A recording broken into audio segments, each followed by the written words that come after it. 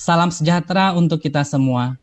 Senang rasanya siang hari ini kita dapat kembali berjumpa melalui media webinar yang diselenggarakan alumni Fakultas Kedokteran, Kesehatan Masyarakat Keperawatan Universitas Gadjah Mada tahun 2000 bersama Ina Health dalam acara Babat COVID-19 yang kali ini memasuki episode ke-5 dengan judul Menjaga Kesehatan Anak pada Masa Pandemi COVID-19. Saya Denny Sigarlaki selaku moderator akan memandu jalannya webinar siang hari ini. Webinar ini juga bisa disaksikan di channel YouTube Ina Health.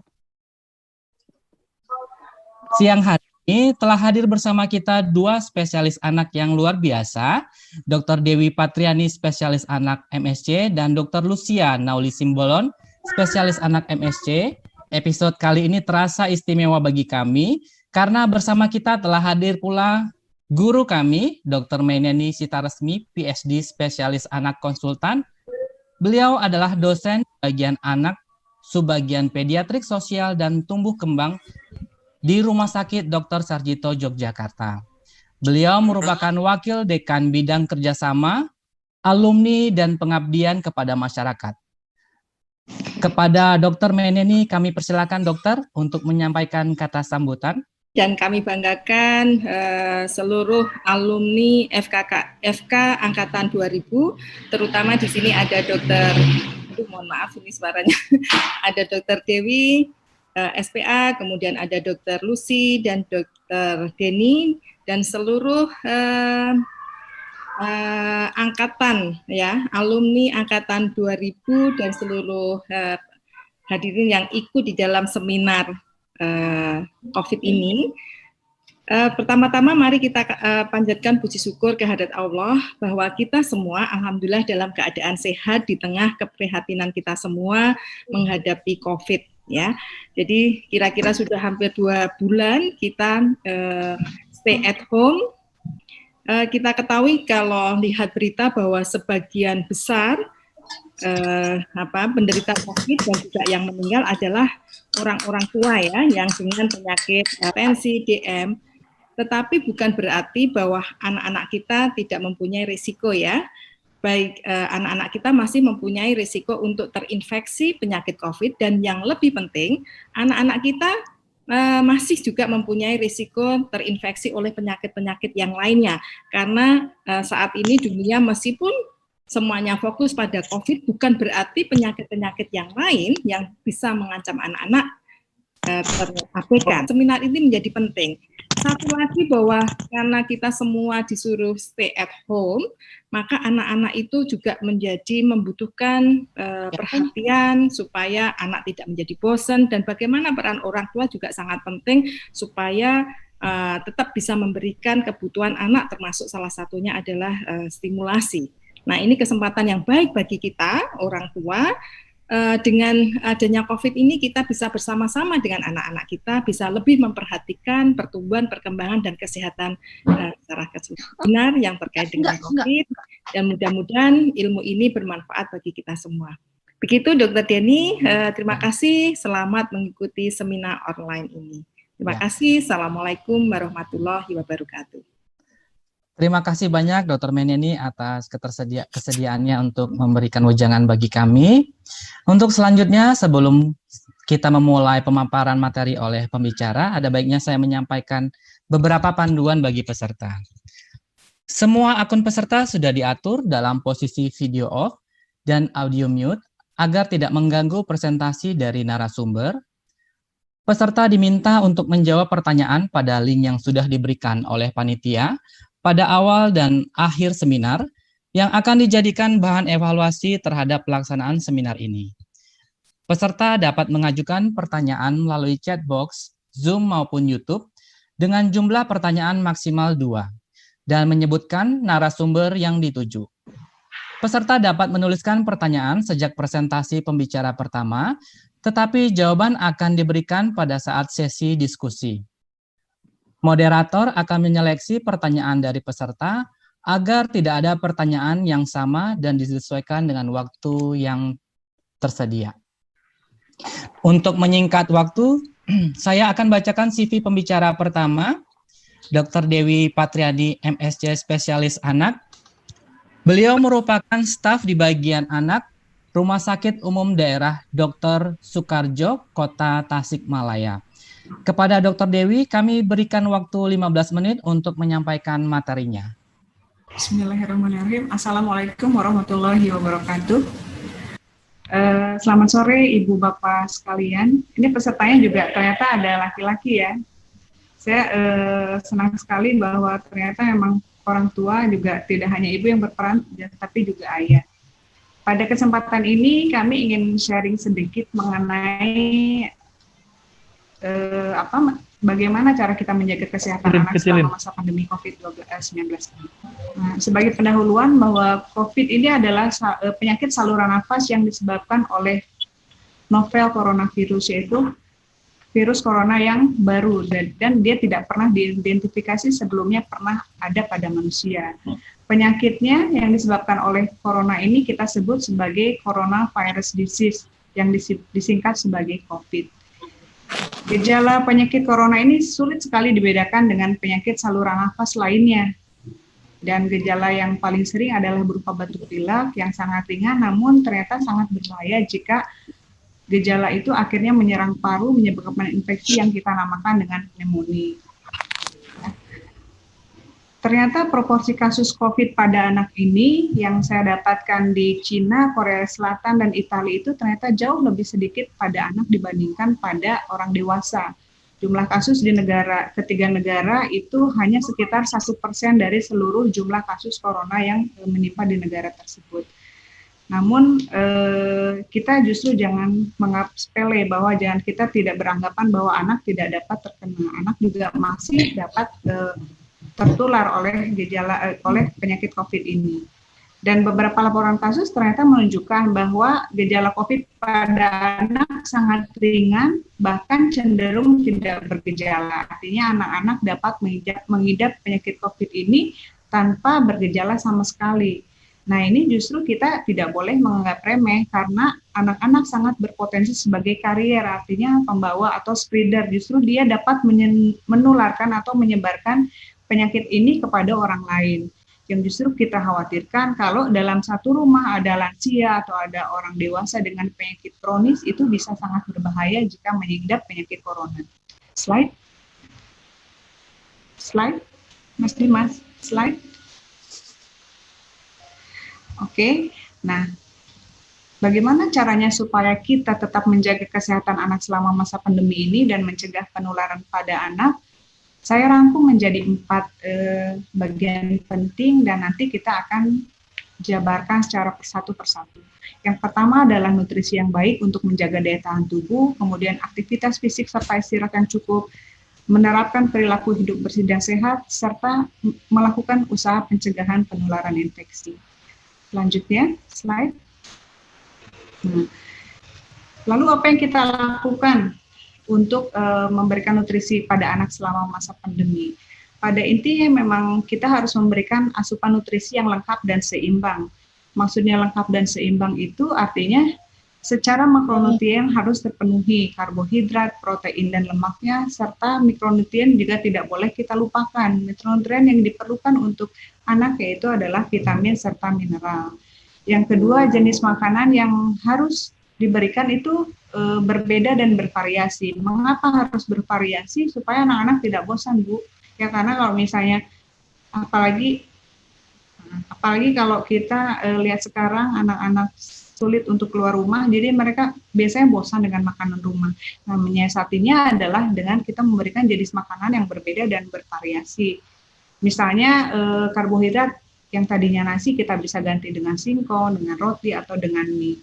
Nah, selain supaya anak-anak tidak bosan, jenis makanan yang bervariasi ini juga memberi kesempatan kepada anak untuk mendapatkan semua jenis nutrisi, tidak hanya nutrisi tertentu yang terkandung di dalam makanan itu. Pertanyaan selanjutnya adalah, perlukah suplementasi? Ini sering sekali ditanyakan kepada terutama dokter anak mungkin ya, apakah perlu suplementasi, terutama jika anak sulit sekali mengkonsumsi sayur atau buah. Nah, saya menjawab bahwa suplemen yang harus ibu-ibu perhatikan adalah suplemen itu seperti kata dasarnya suplemen itu adalah tambahan, sehingga suplementasi tidak selalu menjadi jawaban atas masalah selama pandemi ini. Nah, sehingga kemudian apakah ada pertanyaan, apakah boleh diberikan suplementasi? Ya, kalau ibu merasa memang dalam makanan yang diberikan itu tidak dapat mencukupi, terutama mikronutriennya, boleh diberikan suplementasi selama itu tidak melebihi aturan yang sudah dianjurkan. Kemudian pertanyaan lainnya, apakah suplementasi ini bisa meningkatkan sistem imun untuk menangkal? Nah, misalnya tidak ada penelitian yang menyebut bahwa satu jenis mikronutrien, misal vitamin, dapat menangkal corona. Dan sistem imun itu dia bergerak seiring, artinya semua nutrisi harus terpenuhi supaya sistem imun dapat bekerja dengan baik, tidak hanya mengandalkan satu jenis mikronutrien saja, seperti itu. Dan yang terakhir adalah kita harus memperhatikan bagaimana makanan itu tidak hanya kualitas dan kuantitasnya, tapi kebersihannya juga harus diperhatikan. Jika ibu-ibu belanja dalam jumlah yang banyak, misalnya untuk kebutuhan 1 minggu, ada baiknya makanan mentah dan makanan matang itu dipisah, apalagi jika ingin dimasukkan ke dalam kulkas. Jadi sebaiknya dimasukkan ke dalam tempat tertutup, dipisahkan antara makanan yang matang dan mentah supaya tidak saling mengkontaminasi. Selanjutnya, next slide.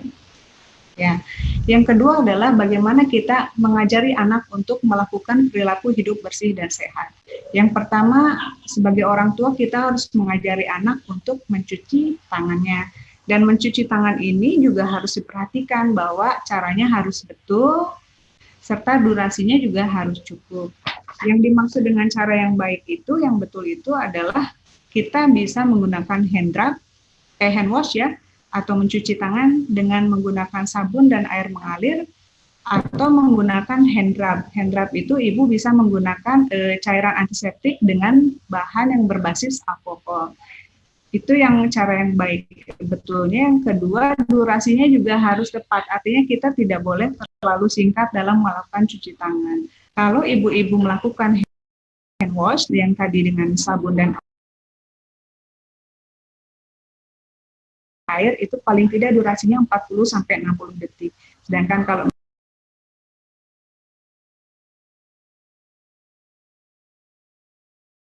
menggunakan hand rub antara 20-30 detik saja. Oke, selanjutnya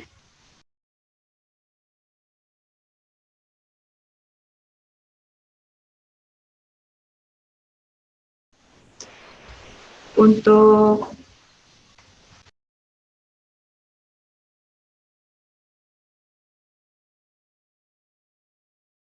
maaf Mas Dimas sebelumnya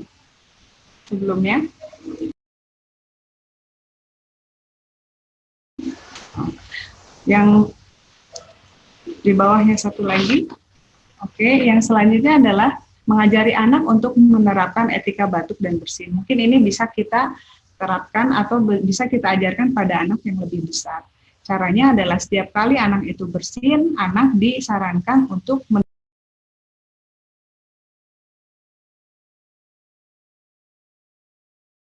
menutup mulut dan hidungnya menggunakan tisu.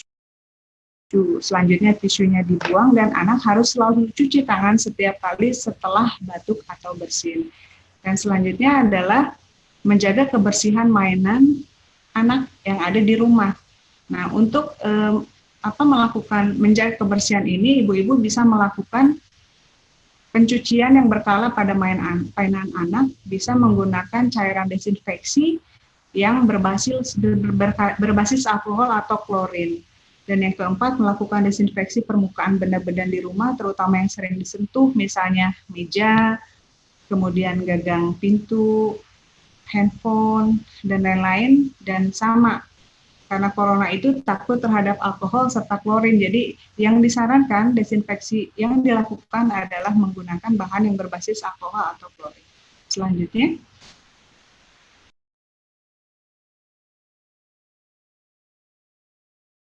Next. Nah, ini contohnya flyer mengenai etika batuk dan bersin, anak selalu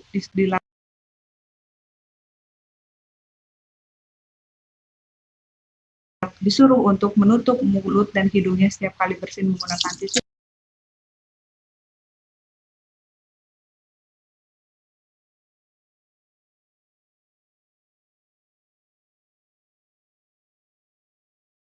Dan setelah itu cuci tangan, dan 6 langkah cuci tangan tadi yang sudah disebutkan bahwa caranya harus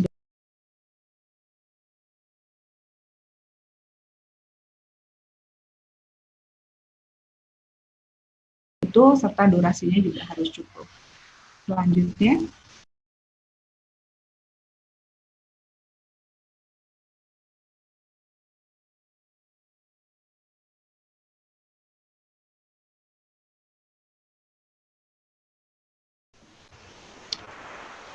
nah kemudian yang terakhir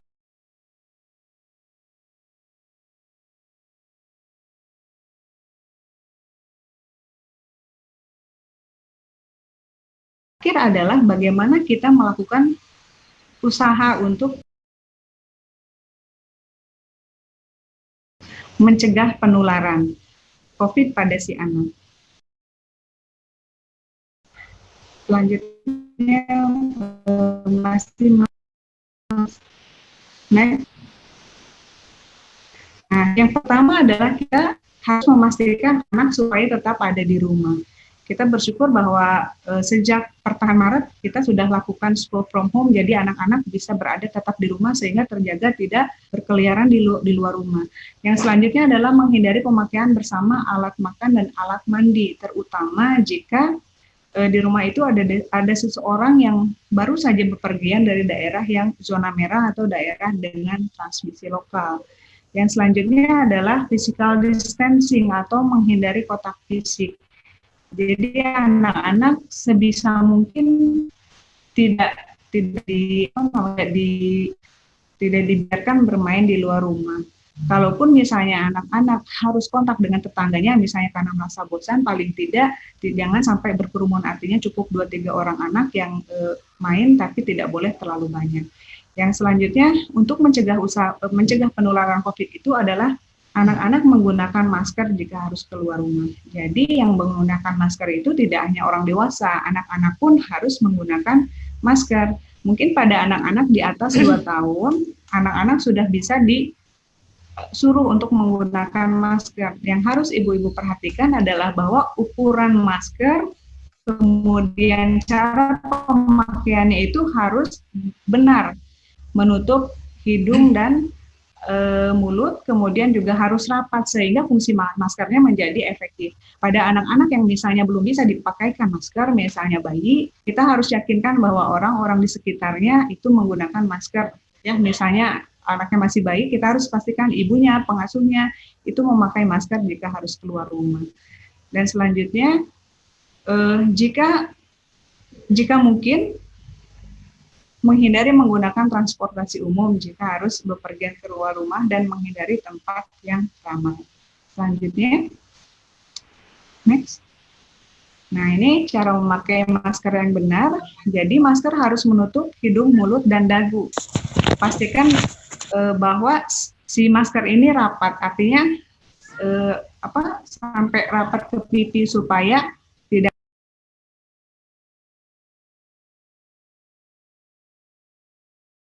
ada celah pada kuman untuk masuk.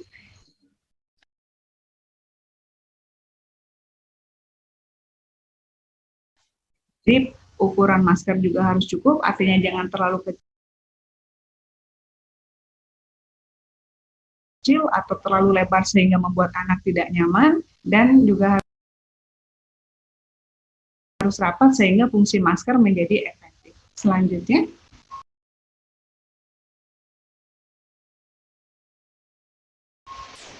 next. Nah,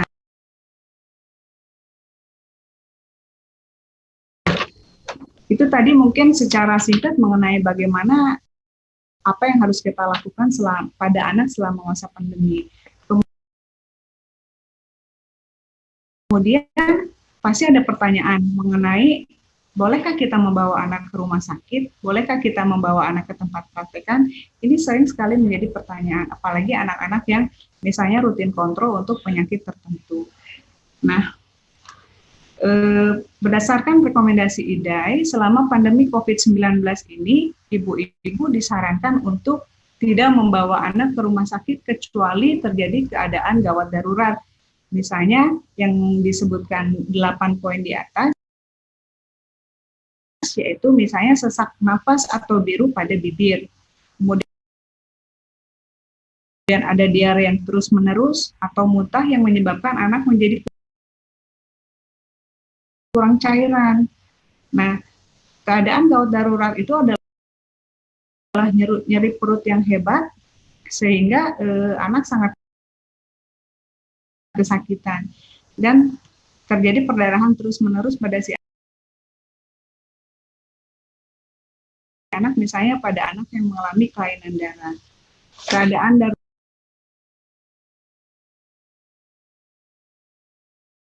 darurat yang lainnya adalah kejang atau penurunan kesadaran, misalnya anak kejang kemudian setelah kejang yang berhenti anak tidak sadar, atau setelah kejang anak mengalami kelumpuhan di bagian tubuh tertentu. Keadaan gawat darurat yang lain adalah demam tinggi lebih dari 3 hari atau demam yang terjadi pada neonatus, artinya demam yang terjadi pada bayi baru lahir. Demam pada bayi baru lahir kita anggap sebagai kondisi gawat darurat, sehingga itu harus segera dibawa ke rumah sakit. Dan anak-anak yang mengalami kecelakaan atau keracunan itu juga harus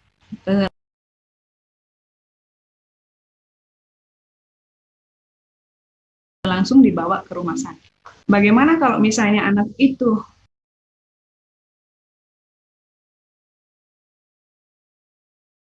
tidak mengalami kondisi gawat darurat tapi memerlukan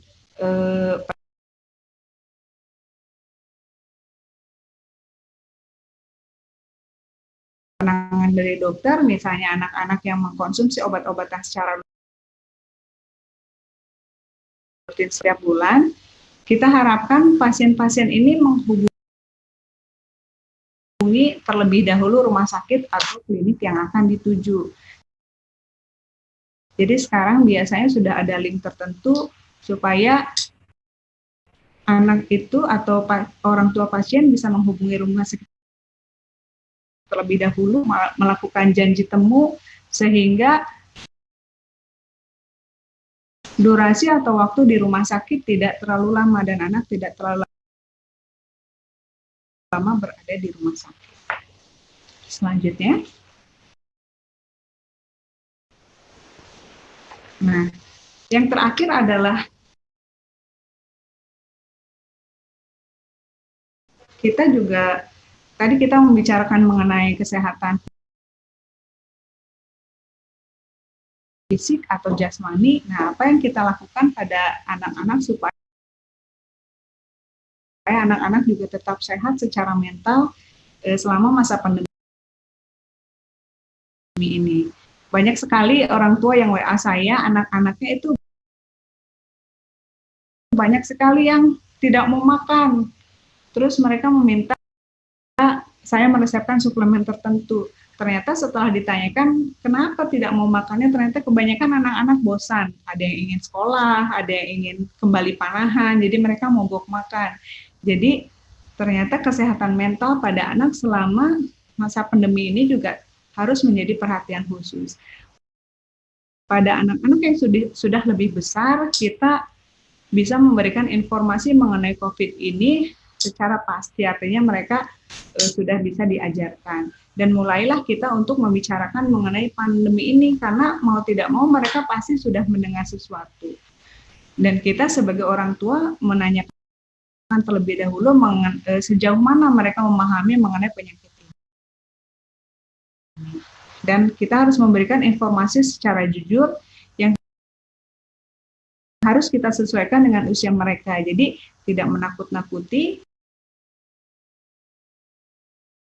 Tapi kita harus memberikan informasi secara jujur. Kalau mereka merasa takut atau wajar, bingung atau ketakutan, yaitu adalah suatu kondisi yang wajar. Tidak hanya anak-anak, orang tua pun kan ada yang takut ya pada masa sekarang, dan kita memberikan waktu supaya mereka bisa mengungkapkan apa yang mereka rasakan dan kita memberikan solusinya. Selanjutnya, nah ini mungkin sebagai kesimpulan, kasus pada anak ini memang tidak sebanyak pada kasus dewasa, tapi tidak boleh dianggap remeh karena anak ternyata sangat mungkin menjadi sumber penularan pada orang lain. Untuk menjaga supaya si anak tidak tertular selama masa pandemi, kita memberikan asupan nutrisi yang baik, aktivitas fisik serta istirahat yang cukup, pola hidup yang bersih dan sehat, serta melakukan pencegahan penularan pada anak. Kemudian tunda berobat ke fasilitas kesehatan jika ibu-ibu tidak menemukan kondisi gawat darurat pada anak.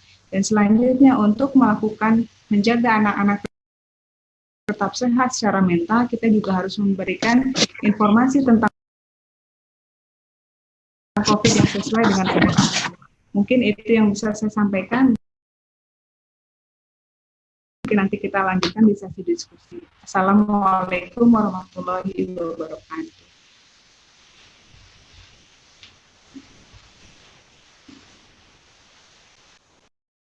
Saya rasa sangat bermanfaat. Untuk selanjutnya kita simak pemaparan materi oleh Dr. Lucia. Dr. Lucia Nauli Simbolon, MSc SPA. Beliau adalah staf di bagian anak, Rumah Sakit Anak dan Bunda Harapan Kita, Jakarta. Merupakan alumni dokter dan spesialis anak dari Fakultas Kedokteran, Kesehatan Masyarakat, dan Keperawatan UGM. Kepada Dr. Lucy, kami berikan waktu sekitar 15 menit untuk menyampaikan materinya. Terima kasih Dr. Denny. Assalamualaikum warahmatullahi wabarakatuh. Selamat sore ayah dan bunda semuanya. Kali ini kita akan bicara menyambung salah satu topik bagaimana menjaga kesehatan anak-anak di masa pandemi ini, yaitu dengan menjaga kebersihan, menjaga kesehatan, dan usaha terakhir yang mungkin bisa kita lakukan yaitu imunisasi pada anak. Karena bukan tidak mungkin pada masa pandemi ini orang tua akan sangat takut untuk membawa anaknya ke rumah sakit, ke klinik vaksin, ke praktek pribadi dokter untuk melengkapi vaksinasinya, sehingga banyak yang ketertinggalan satu sama lain. Nah, kita akan diskusi, kita lihat slide. Apa sih sebetulnya pentingnya imunisasi pada anak-anak? Jadi kembali ke prinsip dasar imunisasi bahwa imunisasi itu untuk mengenalkan badan kita dengan sedikit bagian dari virus tersebut sehingga membuat bayi atau individu menjadi lebih kebal terhadap penyakit apabila penyakit itu menyerang badan kita. Sehingga target imunisasi dasarnya yaitu kekebalan. Jadi imun tubuh kita yang mungkin dirangsang dan secara tidak langsung kalau misalnya banyak dari anak-anak ataupun individu dewasanya yang sudah mendapatkan vaksinasi di masa kecilnya, kita akan terlindungi masyarakat ini dari penyakit yang mungkin dapat dicegah dengan imunisasi. Atau istilah lainnya itu PD3I, yaitu penyakit-penyakit yang dapat dicegah dengan imunisasi. Slide berikutnya.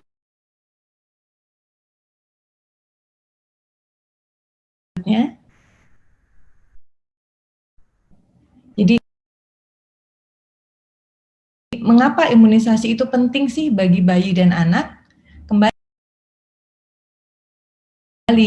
jadi itu imunisasi digunakan untuk melindungi bayi dan anak dari berbagai penyakit yang dapat dicegah dengan imunisasi. Kalau vaksin itu diberikan tepat sasaran, akan memberikan pelindungan baik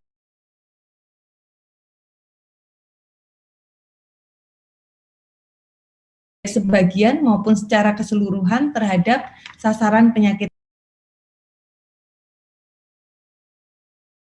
tersebut. Dan sampai saat ini memang belum ada imunisasi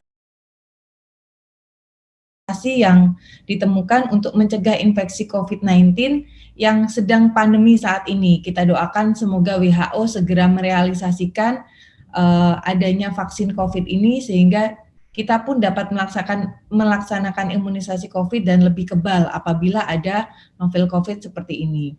Kemudian apabila banyak bayi dan balita yang mendapat imunisasi dasar tidak lengkap, akan menimbulkan wabah berbagai penyakit yang akan mengakibatkan anak tersebut kecacatan atau bahkan sampai meninggal.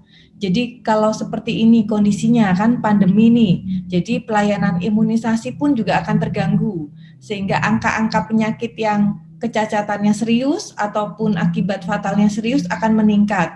Akan terjadi KLB lagi, sehingga kematian meningkat, sehingga beban sistem kekebalan tubuh akan tambah lebih berat. Nah, layanan imunisasi dasar itu bisa diberikan di mana? Bisa di puskesmas, bisa di praktek pribadi dokter, maupun polisehat di rumah sakit. Jadi ada beberapa tips nanti untuk orang tua, bagaimana untuk melakukan vaksinasi di rumah sakit. Nanti kita perlu tanyakan ke rumah sakit tersebut, apakah ada pemisahan polisakit dan polisehat. Kemudian kita buat appointment dulu, vaksin apa saja yang tersedia. Jadi jangan sampai kita sudah jauh-jauh datang, kemudian ternyata vaksinnya habis. Datangnya tepat waktu. Biasanya juga di beberapa rumah sakit, terutama di Jakarta, sudah dibuatkan appointment, dibatasi jumlah vaksinasinya, jumlah pasien pada hari tersebut itu sudah dibatasi. Sudah selalu dipisahkan polisehat dan polisakit. Dipastikan juga pengantarnya juga harus sehat dan cukup satu orang, jadi jangan dibawa semuanya, kakaknya, adiknya, omnya, tantenya, itu nggak perlu ya. Jadi cukup satu orang yang sehat yang mengantarkan anak untuk vaksin. Kalau perlu juga vaksinnya bisa diberikan bersamaan, simultan namanya. Jadi misalnya jadi double shoot istilahnya, suntik paha kanan dan juga paha kiri. Kan masih ada lahan satunya ya. Kemudian tetap dijaga hand sanitizer dan prinsip physical distancing di rumah sakit maupun di klinik dokter. Itu tetap harus dipisahkan. Jadi jaraknya satu-satu, jauh-jauh, kemudian yang mengantar sedikit, atau kalau perlu anaknya menunggu di mobil, begitu gilirannya dia baru masuk, itu bisa diterapkan. Next. Jadi mengapa sih terjadi wabah atau penyakit yang dapat dicegah dengan vaksinasi? Itu biasanya karena vaksinnya tidak lengkap. Bisa karena ibunya, wah saya nggak tahu dok, ternyata ada ya vaksin untuk radang paru, ada juga ya vaksin untuk diare. Itu biasanya ditanyakan setelah anaknya diare di 8 bulan baru menanyakan, oh ada juga ya vaksin untuk diare. Atau lupa, atau mungkin tidak ada biaya karena terus terang beberapa vaksin tambahan itu agak sedikit mahal. Kemudian wabah penyakit juga bisa terjadi kalau gizi pada masyarakat anak Indonesia gizinya kurang. Kebersihan diri dan lingkungan yang kurang. Misalnya di masa seperti ini, musim hujan, jadi angka demam berdarah pun meningkat, jadi mungkin lebih baik beberapa orang tua yang sedang WFH bisa diperhatikan lagi kebersihan lingkungannya. Next. Jadi bagaimana sih cara mencegah wabah atau kejadian luar biasa? Yang pertama kita harus melengkapi imunisasi anak kita, terutama imunisasi dasar itu sampai dengan usia 18 bulan. Itu aman, bermanfaat, dan menurunkan kecacatan atau kematian dari penyakit yang dapat dicegah dengan imunisasi tersebut. Yang kedua ASI, itu sudah tidak terbantahkan lagi, bayi 0 sampai 6 bulan, the best nutrition-nya tetap ASI. Kemudian pada anak-anak juga diusahakan makan bergizi. Jadi nggak ada lagi tuh kita mengenalkan, malah boleh dikenalkan ciki nggak dok, boleh dikasih indomie nggak dok, itu namanya kita menjerumuskan anak. Jadi kalau makanan bergizi justru protein hewani yang kita berikan pada anak kita. Kemudian PHBS yang tadi sudah dibahas Dr. Dewi ya, dengan cara cuci tangan, penggunaan masker yang menutup, jadi bukan masker yang hidungnya masih kelihatan, itu juga kebersihan dan diri dan lingkungan juga harus lebih diperhatikan, udara dan air bersih. Jadi misalnya yang tinggal di perkotaan kalau WFH terus AC-nya dinyalakan 24 jam kan enggak juga ya, kita harus buka jendela supaya udara dan cahayanya bisa masuk.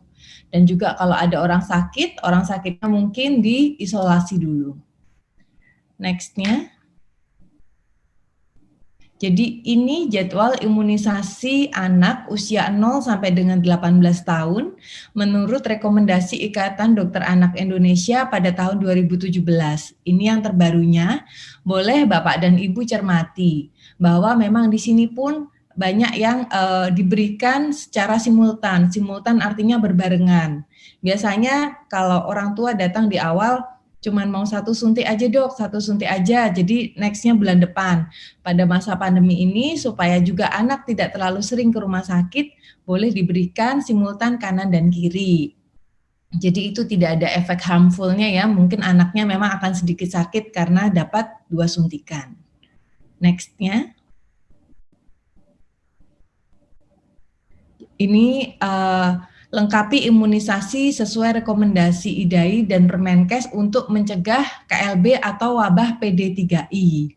Itu kita lihat nih, vaksin-vaksin yang wajib, hepatitis B, BCG, pentavalen 1, pentavalen itu DPT, kemudian HIV dan hepatitis B. Kemudian polio, usia 9 bulan jangan lupa MR, kemudian di booster di usia 18 bulan. Dapat ditambah dengan imunisasi pneumokokus, influenza di atas 6 bulan, itu boleh kita baca sendiri ya di situ. Kalau misalnya anak saya sudah 2 tahun dok, masih boleh nggak ya dok dapat diberikan imunisasi? Tetap boleh diberikan karena itu bukan suatu kontraindikasi. Misalnya kalau bisa diberikan bersamaan akan lebih baik, jadi mengurangi angka ke rumah sakit kan. Namun kita prioritaskan terutama imunisasi dasar pada anak itu kalau kurang dari 18 bulan. Dan pertimbangkan juga panjang antrian tadi yang kita bicarakan ya, kalau jumlah pasien mulai dibatasi, appointment dulu, jangan datang kemudian ternyata vaksinnya habis atau sudah tidak ada, seperti itu. Next-nya. Apakah kalau kita sudah kontak COVID tetap diimunisasi? Jadi biasanya orang tua takut untuk membawa anak tersebut keluar dari rumah, takutnya malah dapat kontak di rumah sakit atau di polikliniknya itu. Jadi kita memang harus mengatur supaya jadwal kedatangannya tidak berbarengan, jadi tidak berkumpul terlalu lama. Cuci tangan paling bagusnya dengan air mengalir. Bila tidak ada, boleh dibawa hand sanitizer kemana-mana. Jaga jarak antara anak-anak dengan pengantar maupun dengan anak-anak lainnya 1-2 meter. Jadi kalau biasanya anaknya jalan-jalan juga jangan jalan-jalan dulu, bisa aja mereka nunggu di mobil. Nah, bagi petugasnya juga baiknya pakai masker dan usianya kalau bisa kurang dari 60 tahun. Kita nanti biasanya kalau periksa di rumah sakit maupun di klinik itu ada pertanyaan untuk screening awal dulu. Ada nggak sih riwayat kontak dengan COVID-19 di orang sekitar, di tetangga, di rumah gitu. Kalau misalnya ada, kita lihat apakah ada kesakitan atau gejala pada pasien ini, itu namanya PDP. Kalau tidak ada, anaknya sehat aja itu disebut ODP. Kemudian kalau misalnya tidak ada kontak COVID-nya, kita juga lihat itu berarti anak sehat, boleh ke poliimunisasi. Kalau ternyata tidak ada kontak COVID tapi anaknya sakit, ya jangan divaksin, berarti poli anak sakit. Seperti itu. Dan juga kalau anaknya pulang dari rumah sakit atau poli vaksin, selalu mandi setelah pulangnya ya. Jadi seperti petugas kesehatan, protapnya yang sudah dilakukan, begitu pulang dari rumah sakit, ganti baju, tidak kalau biasanya merangkul anak juga tidak merangkul anak dulu, langsung mandi dulu. Next. Ya, ini kita juga masih memasuki pekan imunisasi dunia pada tanggal 24 sampai 30 April 2020. Coba Bapak dan Ibu boleh lihat buku imunisasi anaknya, mana saja yang masih kurang, kalau perlu ditanyakan, dikembalikan, pergi ke dokter spesialis anaknya, dokter umumnya di puskesmas maupun fasilitas kesehatan seperti rumah sakit dan klinik anak untuk sama-sama dilengkapi vaksinnya. Kita sama-sama berusaha untuk mencegah Indonesia dan negara dunia ini dari pandemi kesekian kalinya dari PD3I dengan imunisasi. Oke, terima kasih.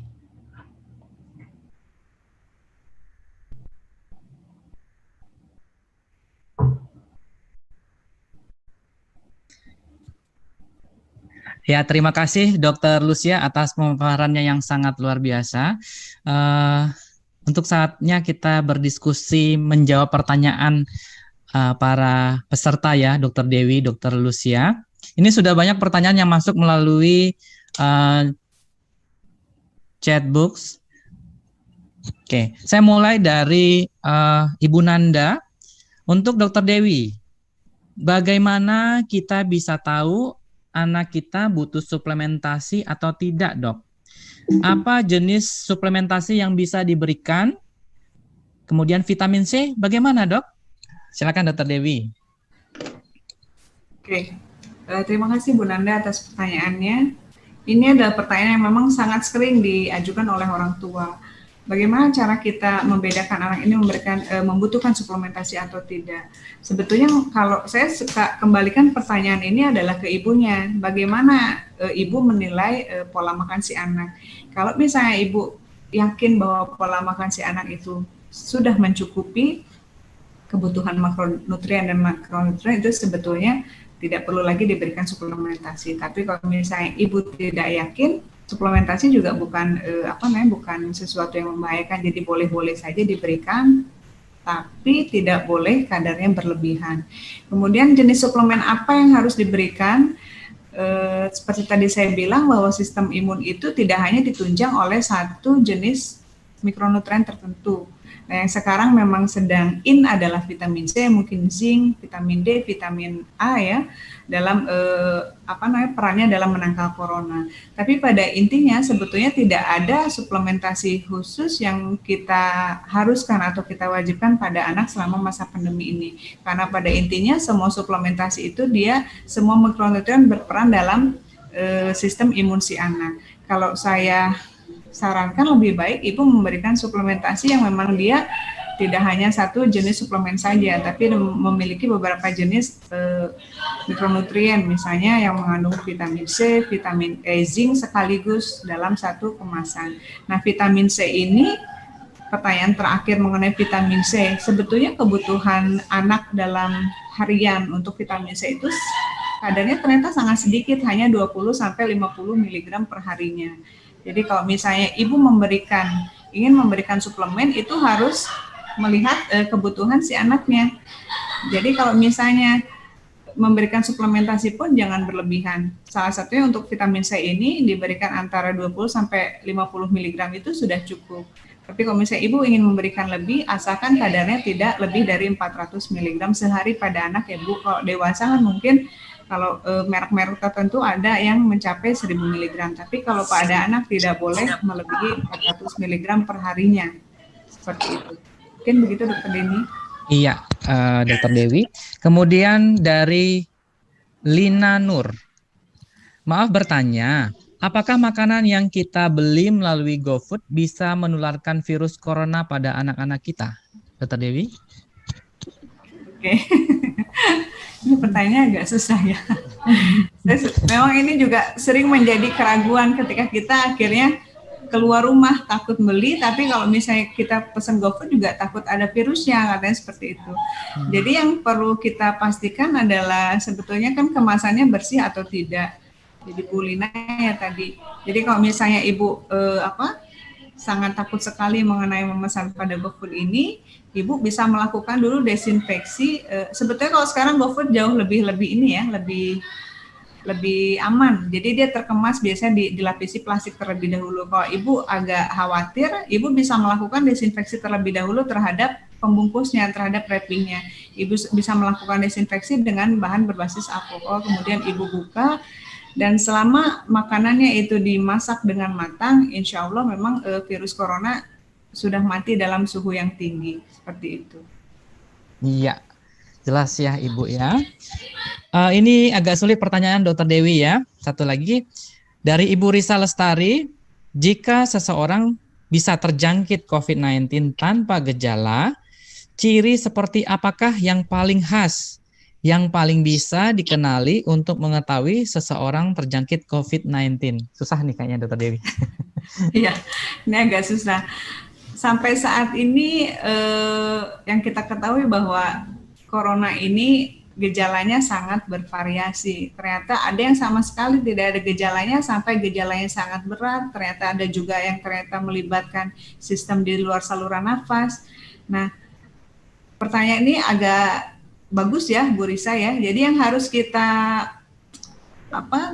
titik beratkan adalah justru kewaspadaan terhadap resiko penularan pada si anak ini. Jadi kalau ibu ingin meyakinkan betul atau tidak, sebetulnya memang kita harus lakukan swab test atau rapid test untuk melihat apakah si anak ini terinfeksi atau tidak. Tapi justru yang kita tekankan adalah pada titik beratkan bahwa apakah ada resiko anak ini tertular.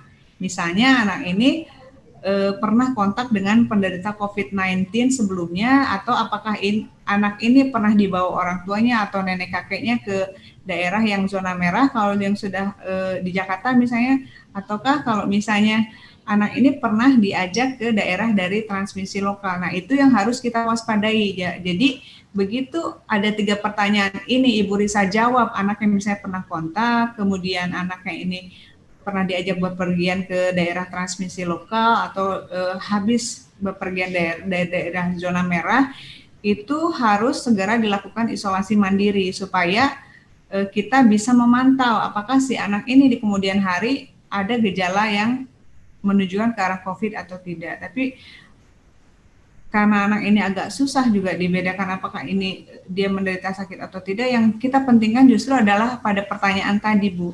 Jadi kita titik beratkan pada resiko penularan pada si anak tersebut, seperti itu mungkin. Jadi kalau gejala yang paling sering adalah memang demam disertai dengan batuk dan pilek, meskipun kadangkala gejala yang lain yang lebih berat juga muncul lebih awal. Tapi yang kita titik beratkan adalah justru pada pertanyaan tadi, seperti itu mungkin.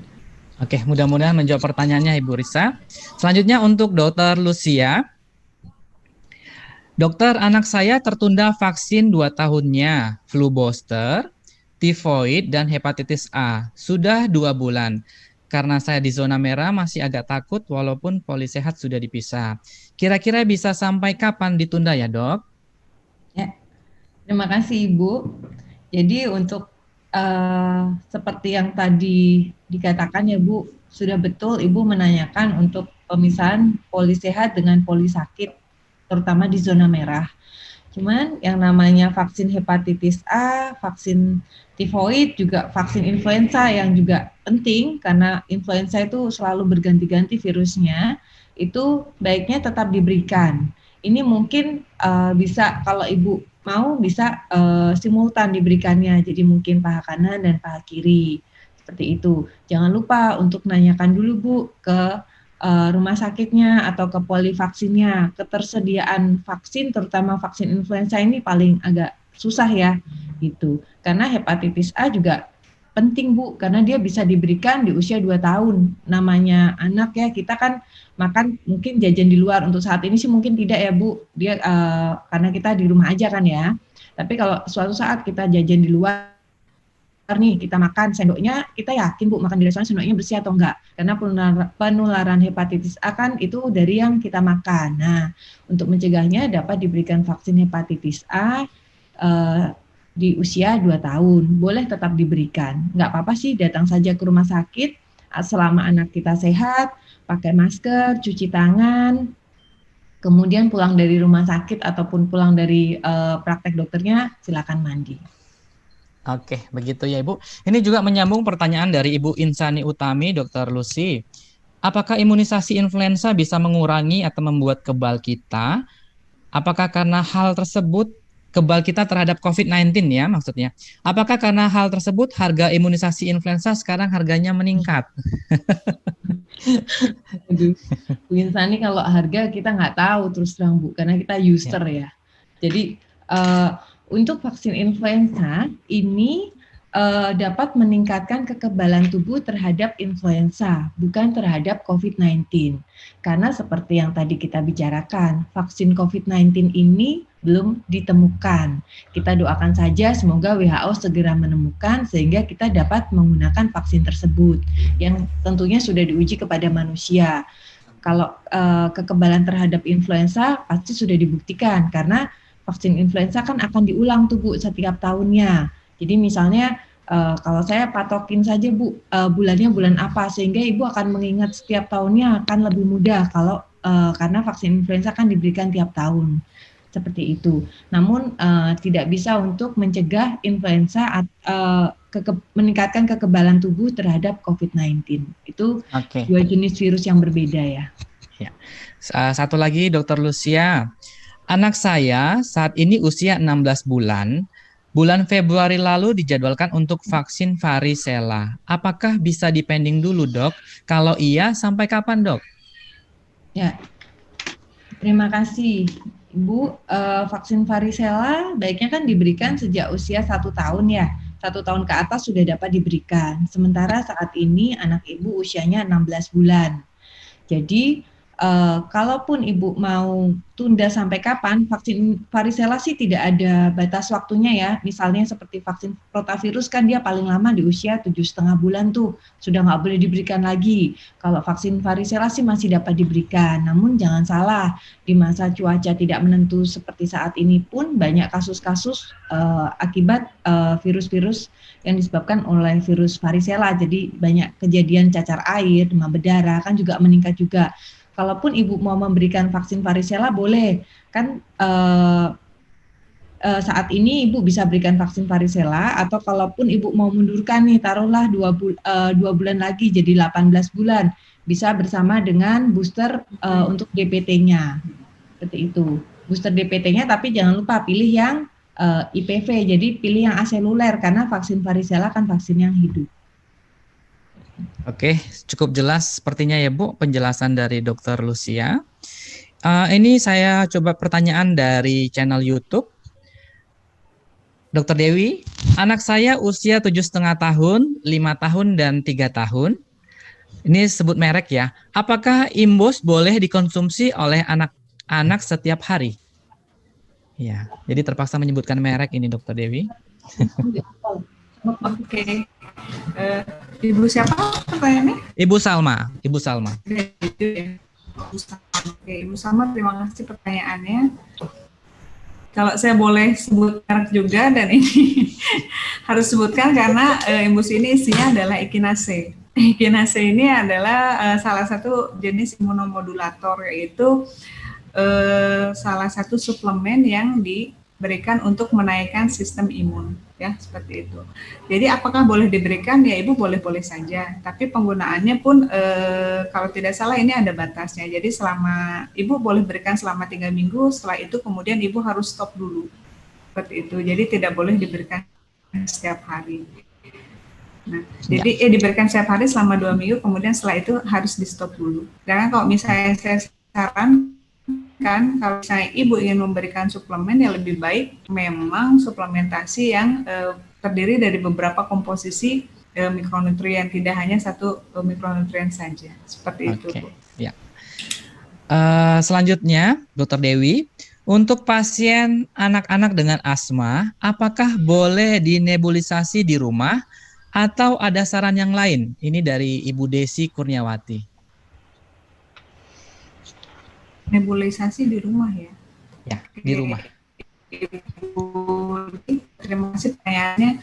Ini adalah contoh anak-anak dengan penyakit kronis yang mungkin memerlukan perhatian khusus di masa pandemi ini. Pada anak-anak yang asma ini bisa kita bedakan sebetulnya menjadi 2 bagian besar, yaitu pengobatannya ya, adalah pengobatan dilakukan pada saat anak itu mengalami serangan, artinya mengalami sesak napas, dan satu lagi pengobatan yang mengontrol supaya si sesaknya tidak muncul. Kalau anak Bu Desi ini saya kurang tahu pasti, tapi biasanya nebulizer itu hanya diberikan sebagai obat-obat yang sebagai reliever atau pereda gejala. Nah, apakah boleh diberikan? Ibu biasanya justru akan menganjurkan untuk memberikan nebulisasi, karena obat-obat untuk asma itu kita harapkan sekarang justru pengobatannya secara topikal, artinya hanya diberikan untuk saluran nafas saja, tidak lagi diberikan obat-obat yang diminum. Jadi apakah boleh diberikan? Boleh Bu. Jadi biasanya justru dokternya menyarankan Ibu memiliki nebulizer sendiri atau memiliki alat untuk semprot atau inhaler sendiri.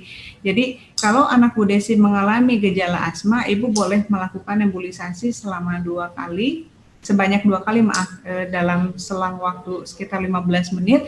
Kalau misalnya dalam waktu 2 kali pemberian nebulisasi ternyata tidak membaik, ibu harus segera membawa ke rumah sakit. Jenis obatnya apa? Biasanya dokternya sudah memberikan, karena biasanya anak-anak dengan penyakit kronis, dokternya sudah meresepkan obat-obat tertentu yang boleh dibawa ke rumah. Nah, yang harus ibu perhatikan adalah alat nebulisasinya sebaiknya dimiliki sendiri, artinya tidak bercampur dengan orang lain, misalnya dipakai neneknya, misalnya apa dipakai orang lain. Jadi kalau bisa ya ibu nebulisasinya, terutama maskernya ibu ya, masker nebulizernya itu harus dimiliki satu orang anak satu. Kadang kan ada yang kakaknya asma, adiknya asma. Saya sarankan mungkin kok mesinnya tidak masalah, mesin nebulisasinya, tapi untuk masker nebulizernya itu per anak harus memiliki sendiri-sendiri, tidak boleh bercampur dengan orang lain. Terima kasih. Ya, satu lagi Dokter Dewi, dari Bapak Endra, bagaimana agar ibu paham tentang gejala yang mungkin dirasakan si anak, sedangkan anak-anak belum bisa bicara, Dok? Maksudnya gejala ya? Oke, jadi bagaimana seorang ibu bisa tahu ada kondisi yang mungkin emergensi atau gawat atau keluhan yang perlu diperhatikan, karena kan anak tidak bisa mengucapkan sakit kepala atau sakit tenggorokan, tapi bagaimana kita menjelaskan ke orang tua apa yang perlu diperhatikan pada anak-anak yang mungkin ada kondisi yang kondisi sakit. Kegawatan maksudnya ya, sakit dan kondisi gawat, Dokter Dewi. Oke. Mungkin kalau pada anak kurang dari 2 tahun, anak-anak memang belum bisa mengeluhkan, tapi yang harus Bapak Pak Ibu ini ya, Pak Endra ya. Pak Endra, betul. Pak Endra ya. Jadi kalau yang Bapak perhatikan justru adalah kondisi kegawatannya, Pak. Kegawatannya apakah ada yang tadi disebutkan 8 tadi, misalnya apakah ada sesak napas, apakah ada kejang yang berujung dengan penurunan kesadaran.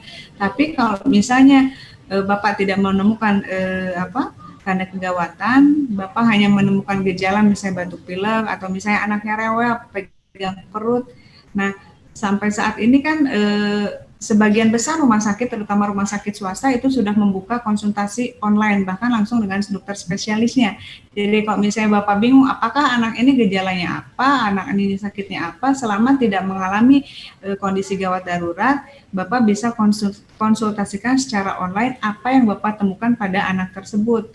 Jadi kalau misalnya anaknya belum bisa bicara, biasanya anak akan berbicara secara tubuh, Pak. Kalau misalnya anaknya mengalami infeksi di telinga tengah, biasanya anaknya pegang telinga, atau misalnya anak yang sakit kepala, anaknya pegang kepalanya. Jadi kalau misalnya Bapak belum bisa menyimpulkan apakah seperti apa anak yang sakitnya, Bapak boleh konsultasikan secara online.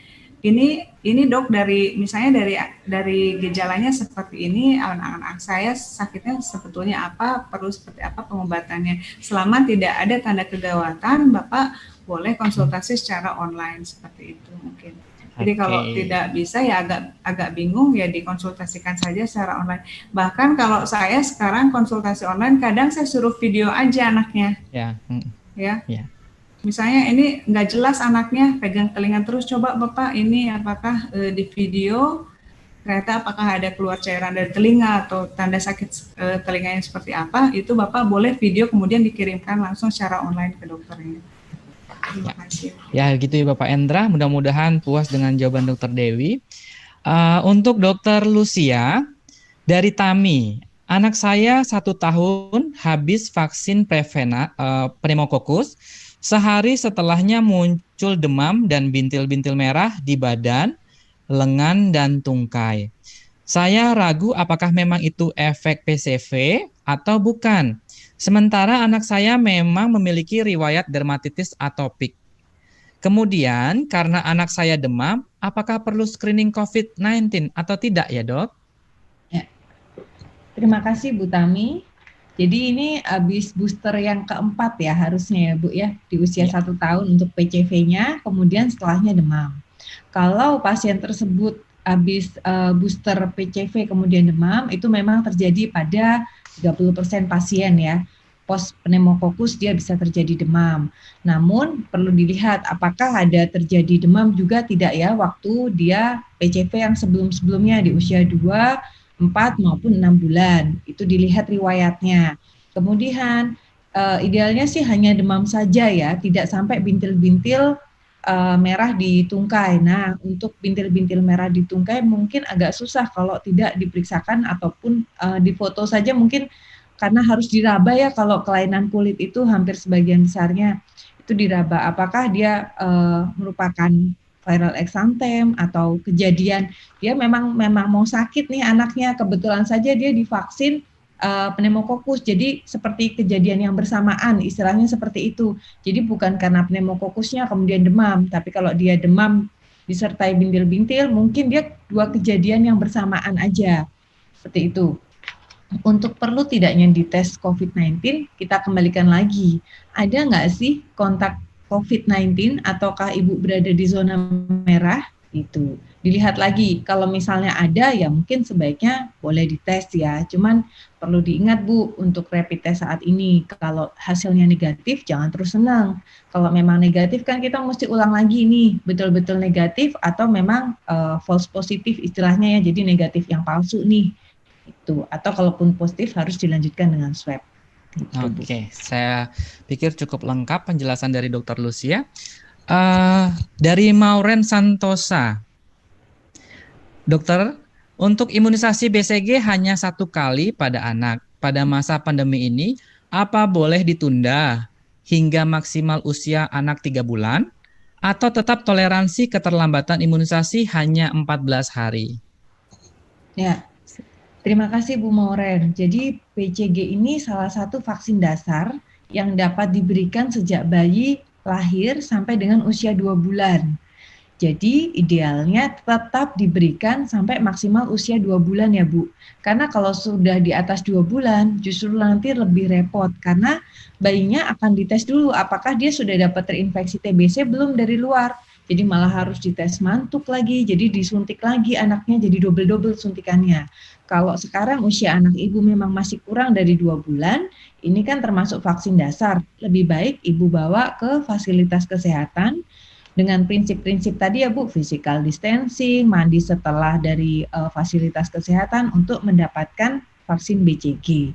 Tidak ada kata-kata harus saklek ditunda 14 hari karena awal-awal memang di zona merah dikatakan dapat ditunda 2-4 minggu. Jadi kan vaksin BCG harusnya di usia 1 bulan nih Bu. Jadi kalau ditunda 2-4 minggu ya 2 bulan itu. Jadi jangan lebih dari 2 bulan ya Bu ya, karena nanti akan dites mantuk dan lain-lainnya lebih panjang lagi ceritanya, kasihan anaknya disuntik-suntik.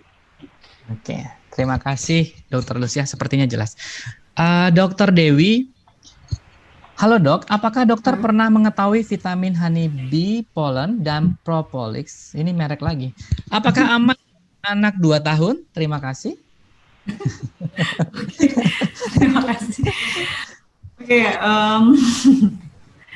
jadi ini adalah produk-produk herbal ya sebetulnya, yang isinya kalau tidak salah itu sebetulnya seperti madu ya Bu ya. Jadi seperti royal jelly serta madu. Sebetulnya apakah boleh diberikan? Ya selama tidak ada efek yang merugikan, boleh-boleh saja Bu. Jadi meskipun itu sebetulnya tidak tidak menjadi suatu keharusan. Selama ibu bisa memberikan jenis makanan yang bervariasi, artinya bervariasi dan berimbang, mencukupi semua jenis kebutuhan si anak, makronutrien dan mikronutrien, ya kalau misalnya tidak berdirikan pun tidak apa-apa. Tapi kalau ibu tidak yakin apakah itu akan tercukupi, ya boleh-boleh saja Bu, selama tidak ada efek yang merugikannya. Tapi ibu harus lihat juga apakah saya tidak pernah mencermati satu-satu ya, tapi ada beberapa kasus yang memang sangat manis. Jadi apakah itu mengandung gula tambahan atau tidak, ibu harus perhatikan di setiap merek. Tapi kalau tidak salah itu isinya adalah royal jelly dan madu, dan fungsinya sama seperti echinacea yang tadi saya bilang, itu seperti imunomodulator untuk meningkatkan sistem imun saja. Seperti itu. Mungkin Dokter Dewi. Ya, terima kasih. Dokter Dewi, bagaimana cara penggunaan cairan disinfektan yang sesuai? Dan bagaimana kaitannya dengan kesehatan anak Karena terlalu terpapar dengan cairan disinfektan, bukannya tidak terlalu bagus, Dok? Oke, terima kasih. Jadi untuk virus corona ini atau virus COVID memang dia apa tuh musuhnya ya namanya. Musuhnya itu sebetulnya yang utama adalah sabun. Jadi kalaupun misalnya ibu anaknya sering cuci tangan itu sebetulnya jauh lebih aman ya. Tapi pada ada kalanya kita harus melakukan desinfeksi terhadap mungkin permukaan benda-benda di sekitar rumah. Nah, yang bisa kita gunakan adalah bahan yang mengandung alkohol 70%. Satu itu, yang kedua ini maaf, pertanyaan mengenai desinfeksi dulu ya. Desinfektan itu adalah cairan yang kita gunakan untuk pada permukaan yang kita lap. Jadi desinfektan yang mengandung alkohol 70% atau yang berbahan dasar klorin. Kalau misalnya ibu-ibu tidak punya alkohol 70% atau tidak punya desinfektan yang mengandung bahan dasar klorin, Bapak atau Ibu bisa bikin sendiri, yaitu caranya dengan mencampur 1 sendok bagian Baiklin, 5 sendok Baiklin ditambah dengan 1 liter air. Itu sudah menjadi desinfektan yang mengandung bahan klorin. Nah, ibu harus bedakan antara disinfektan dengan antiseptik. Jadi antiseptik adalah bahan yang kita gunakan untuk melakukan hand rub atau mencuci tangan. Nah, untuk antiseptik yang kita gunakan, biasanya yang beredar di pasaran adalah hanya alkohol 70% saja. Nah, bagaimana efek yang tidak diharapkan? Sebetulnya alkohol 70% itu kan kering sekali. Banyak sekali anak-anak yang mengalami dermatitis.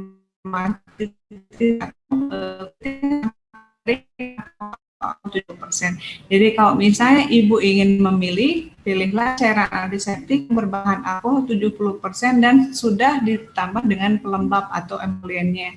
Kalaupun ibu tidak menemukan merek itu, setiap kali anaknya melakukan cuci tangan, kemudian ibu menemukan kulit anaknya kering, ibu boleh berikan lotion tersendiri untuk melembabkan kondisi kulit si anak. Karena jangankan hand rub ya Bu, hand wash aja yang kita lakukan atau cuci tangan dengan sabun selama 15 kali sehari itu sudah menimbulkan kerusakan pada barrier kulit, artinya kulitnya akan cenderung menjadi kering, apalagi dengan menggunakan hand rub atau alkohol. Jadi kalau misalnya ibu menemukan anaknya kering karena penggunaan antiseptik yang terlalu sering, ibu bisa berikan lotion pelembab pada kulit si anak, seperti itu.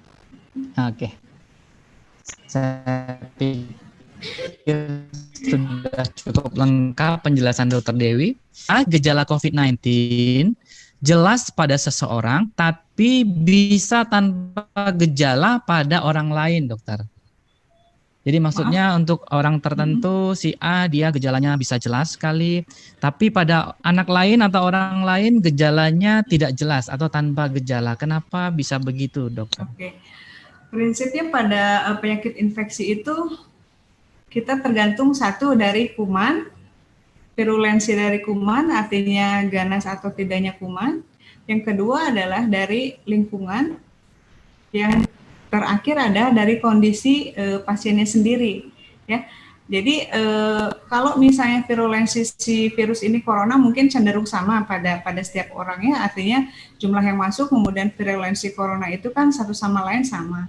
Yang kedua adalah kondisi lingkungan, artinya apakah kondisi kebersihan, kondisi kondisi makanan si pasien ini terjaga atau tidak. Yang ketiga adalah kondisi si pasien sendiri. Kenapa satu orang pasien dengan yang lainnya bisa sangat berbeda? Ada yang sama sekali tanpa gejala, ada yang bahkan sampai menimbulkan kematian. Nah, yang menjadi masalah adalah satu, imunitas dari si pasien itu sendiri. Apakah dia sistem imunnya cukup baik untuk menangkal atau membuat antibodi atau membuat pertahanan terhadap virus corona ini. Yang kedua adalah umur. Kalau dilihat dari laporan kasus yang dari bulan Desember sampai April ini, ternyata virus-virus corona itu lebih banyak mengalami komplikasi yang fatal itu justru pada orang-orang yang lansia atau usia lanjut. Dan yang ketiga adalah ada tidaknya penyakit penyerta pada pasien ini. Jadi banyak sekali pasien yang dia menjadi fatal karena sebetulnya dia sudah punya komorbid atau penyakit penyerta yang saat ini memang sering gembar-gemborkan sebagai komorbid yang paling berat adalah kondisi diabetes mellitus yang biasanya memang diidap oleh orang-orang yang di atas 40 tahun seperti itu. Jadi penyakit komorbid ini juga menjadi penentu apakah fatality atau tingkat kefatalan dari COVID ini bisa menimbulkan komplikasi yang parah atau tidak. Komorbid yang lain adalah obesitas, hipertensi, kemudian adanya penyakit kronis yang lain, misalnya kondisi kelainan ginjal atau jantung seperti itu. Jadi mengapa satu dan lain yang berbeda, memang apakah ada tidaknya penyakit komorbid pada si pasien seperti itu, dokter. Ya. Saya pikir sangat jelas penjelasan dari Dokter Dewi. Ada 2 pertanyaan lagi, satu untuk Dokter Lucia dan satu untuk Dokter Dewi. Dokter Lucia, Assalamualaikum dok, saya punya saudara yang anti vaksin. Pun di masa pandemi ini masih tetap kekeh tuh, apalagi tinggal di desa, merasa aman dari COVID. Kira-kira pakai jurus apa lagi ya untuk memberi pencerahan? Nun. Ya, silakan dokter. Ya Pak ya. Jadi untuk mereka yang masih beranggapan bahwa vaksin ini tidak perlu, memang agak susah ya, agak sulit untuk memberi masukan. Istilahnya seperti yang tadi gambar di slide-nya, kan sudah ada ilustrasinya tuh. Jadi vaksin itu menimbulkan kekebalan tubuh. Misalnya ada pandemi corona, COVID ini. Kalau nanti ada vaksin COVID, diharapkan kita semua masyarakat yang sudah divaksin COVID akan lebih kebal. Harapannya kan itu. Kemudian penyakit kan nggak hanya corona nih, seperti BCG, hepatitis B, difteri yang kemarin sempat outbreak, itu kan juga karena ada beberapa yang tidak divaksin. Akan susah kalau kita masuknya juga langsung harus vaksin. Biasanya kita harus pakai cara persuasi, bisa dari fasilitas kesehatan terdekat atau mungkin kasih ilustrasi-ilustrasi yang sederhana. Jadi kita hidupkan nggak hanya untuk kita ya, karena kita tinggal di desa, terus nanti kalau anaknya ke kota gimana? Kita larang karena dia nggak divaksin kan nggak lucu juga. Ini ilustrasinya nih Pak, lebih kurangnya kayak kalau ada orang selamat nyebrang jalan tol nih, jalan tol yang rame banget, ada orang nyebrang, padahal kan dilarang masuk ya kalau pejalan kaki. Dia nyebrang, dia selamat. Kita bisa bilang nggak kalau nyebrang di jalan tol itu aman? Nggak juga kan? Seperti juga anak yang tidak divaksin. Anak saya nggak divaksin, sehat-sehat aja loh dok. Oke, tapi bukan berarti anak tidak divaksin itu aman. Itu istilahnya seperti berang di jalan tol itu tadi, bahwa bisa aja dia aman karena terlindungi oleh kekebalan tubuh lainnya. Tapi kan kita hidup tidak egosentris, tapi untuk masyarakat lainnya, gitu. Oke. Ya, satu pertanyaan pamungkas Dokter Lucy dan Dokter Dewi ini cukup berat menurut saya. Menurut ilmu medis dan peramalan, perkembangan COVID ini kira-kira sampai dengan kapan akan bertahan di wilayah kita?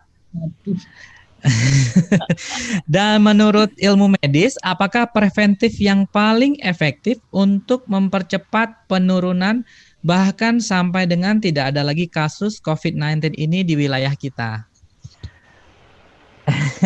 Kayaknya untuk pertanyaan ini, ya, panitia mungkin akan membuat sesi khusus karena terkait dengan epidemiologi ya, Dokter Dewi, Dokter Lucy, untuk pertanyaan yang pertama tadi, kapan akan berakhir, ini mungkin menjadi ide kita untuk menyelenggarakan episode berikutnya. Namun yang kedua, saya pikir bisa kita jawab sekarang, tindakan preventif apa yang efektif untuk mempercepat penurunan? Oke, baik. Ini pertanyaan bagus sekali dan ini butuh epidemiologi. Sampai saat ini karena COVID ini adalah virus baru ya, tadi dijelaskan bahwa ini novel coronavirus, jadi dia virus baru yang sebelumnya belum pernah ditemukan pada manusia. Jadi sampai saat ini satu pengobatan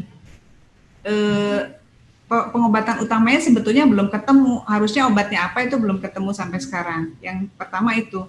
Yang kedua, tindakan preventif berupa vaksinasi juga belum bisa dilakukan karena sampai saat ini vaksin untuk COVID masih dalam proses pengembangan, artinya masih dalam proses penelitian.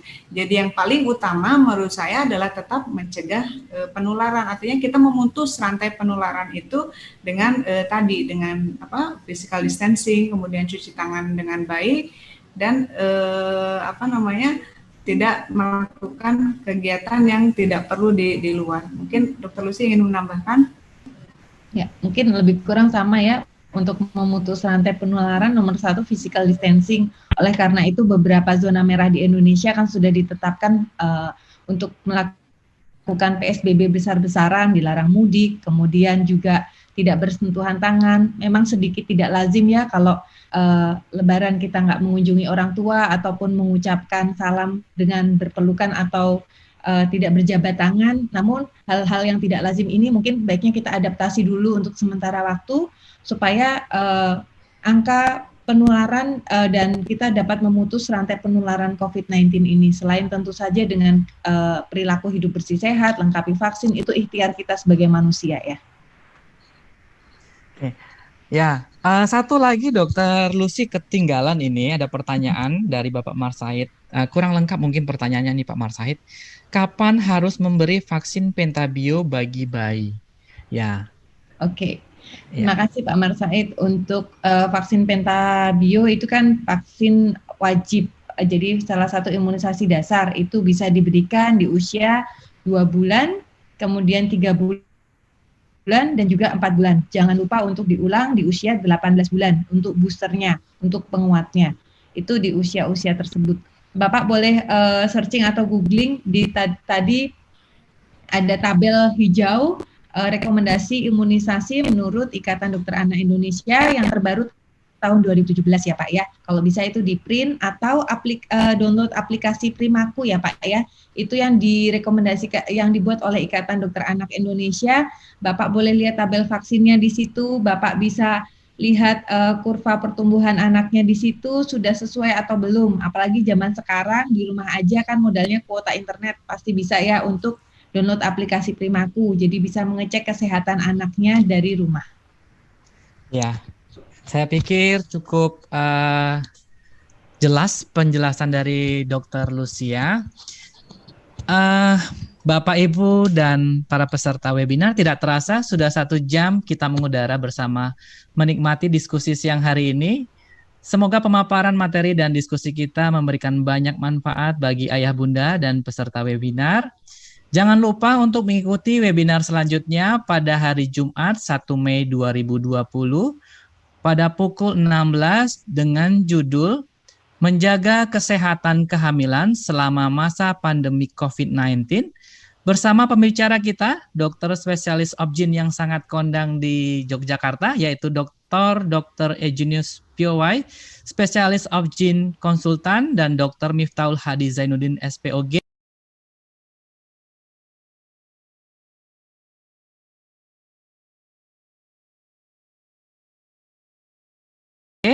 dipandu oleh Dr. Ide Pustaka SPOG.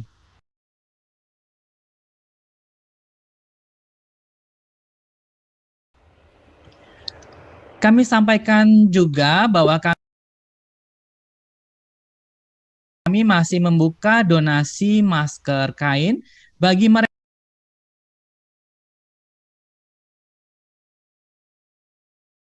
yang harus bekerja di luar rumah.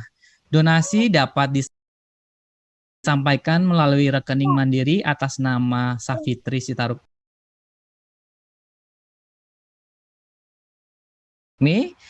dan rekening BNI atas nama Atin Nur Hamid.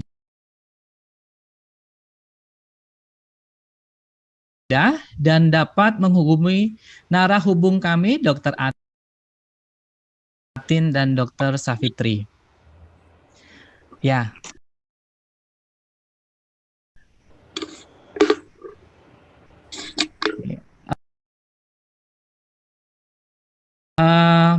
Demikianlah webinar kita pada siang hari ini. Semoga kita bisa membawa semua manfaat yang sudah disampaikan. Terima kasih kepada para peserta, Dr.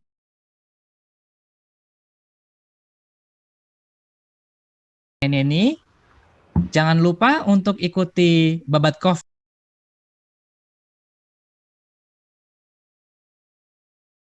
episode ke-6 hari Jumat tanggal 1 Mei 2020. Kerjaku, kerjamu, kerja kita semua.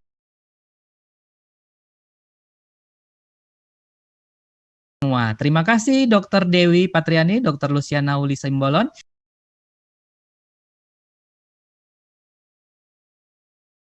Kita berjumpa lagi dalam lain kesempatan. Selamat sore dan selamat menyiapkan buka puasa.